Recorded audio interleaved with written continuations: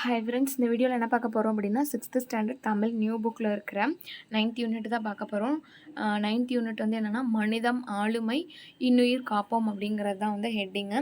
First topic வந்து ஆசிய ஜோதி. இது எழுதுனது வந்து கவிமணி தேசிய விநாயகனார்.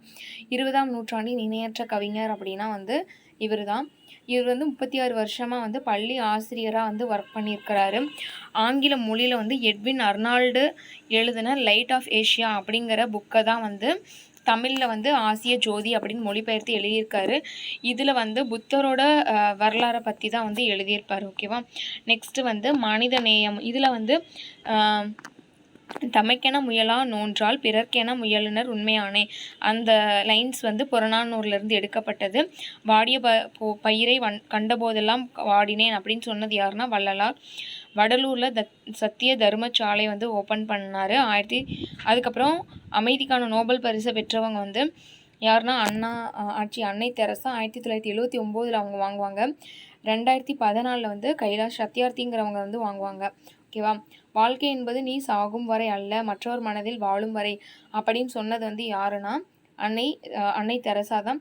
குழந்தைகள் பாதுகாப்போம், குழந்தைகளை காப்போம் அப்படியெல்லாம் வந்து சொற்பொழிவாற்றுறது, இயக்கங்கள் நடத்துறதெல்லாம் வந்து யாருன்னா கைலாஷ் சத்யார்த்தி. 30 வருஷத்தில் வந்து 6000 குழந்தைகளை வந்து அந்த குழந்தை தொழிலாளர்கள் அந்த இதிலேருந்து மீட்டெடுத்திருக்கிறாரு.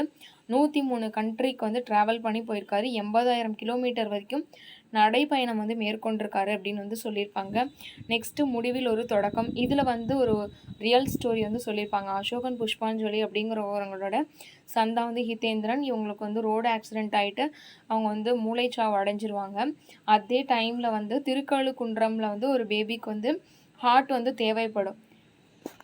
அதாவது திருக்கழுக்குன்றத்து டு பெங்களூரா, இவங்க வந்து இருக்கிறது வந்து பெங்களூரோ இல்லை திருக்கழுக்குன்றமோ ஏதோ ஒரு ஊர்.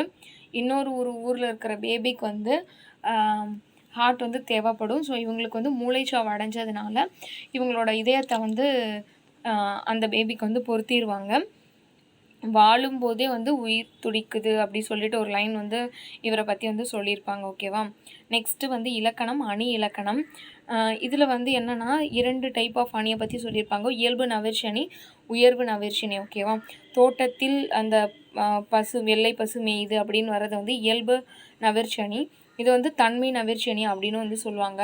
உயர்வு நவிர்ச்சணி வந்து என்னென்னா குளிர்நீரில் குளித்தால் கூதல் அடிக்கும் என்று அப்படின்றது வந்து உயர்வு நவிர்ச்சணி. ஓகேவா. நெக்ஸ்ட்டு வந்து இந்த N 1 2 3 வந்து இருக்குது இல்லையா, அதாவது தமிழ் லெட்டர்ஸில் வந்து எப்படி வந்து குறிப்பாங்க அப்படின்னா கா, உ, ஞா, சா, ரு, சா, ஏ, ஆ, கு, கா அப்படின்னு. ஓகேவா. காலை ஆரம்பித்து காலை முடியும் அப்படின்னு ஞாபகம் வச்சுக்கோங்க. நெக்ஸ்ட்டு வந்து டூனா ஊ வந்து டூ மாதிரியே இருக்குதா, ஸோ டூ ஊ அப்படின்னு ஞாபகம் வச்சுக்கோங்க. நெக்ஸ்ட்டு அந்த டூ வந்து விட்டுருங்க. அதுக்கப்புறம் ஞால ஆரம்பித்து கூல முடியும். அந்த ஞா கூ பார்த்தா கிட்டத்தட்ட ஒரே மாதிரியே இருக்கும். ஓகேவா. அடுத்து 4 8 வந்து பார்த்தோன்னாக்கா வந்து சா அப்படி இழுத்து சொன்னோன்னா சா ஆ அப்படி வருமா, சா அப்படி வரும். ஓகேவா. அதனால சா ஆ அப்படி ஞாபகம் வச்சுக்கோங்க. அதுக்கப்புறம் 7 அப்படின்னா 7 அப்படின்னு எழுதுவோமா, அதில் வந்து குறில் ஏனா ஏ அப்படி வரும். அது மாதிரி ஞாபகம் வச்சுக்கோங்க. நெக்ஸ்ட்டு ரூ சா. ஓகேவா. இப்போ 4 8 வந்து சா அப்படின்னு வந்து பார்த்தோமா, இது வந்து நெடில் சா. இது ரூ ஏக்கு நடுவில் இது ரெண்டையும் வந்து எடுத்து போட்டோன்னா, அதாவது எப்படின்னா இந்த சாவையும் ஏவையும் எடுத்து இந்த சைடு போட்டுடணும். ஓகேவா. அந்த மாதிரி. அடுத்து வந்து இங்கே ரூங்கிறது வந்து 5னா வந்து ரூ அப்படிங்க வந்து ஞாபகம் வச்சுக்கோங்க. 5 மட்டும் தான் டிஃப்ரெண்ட்டாக இருக்கும் எப்பயுமே. ஓகேவா. இவ்வளோ தான் இந்த யூனிட்டில் இருக்கிற கண்டென்ட். ஓகேவா. தேங்க்யூ.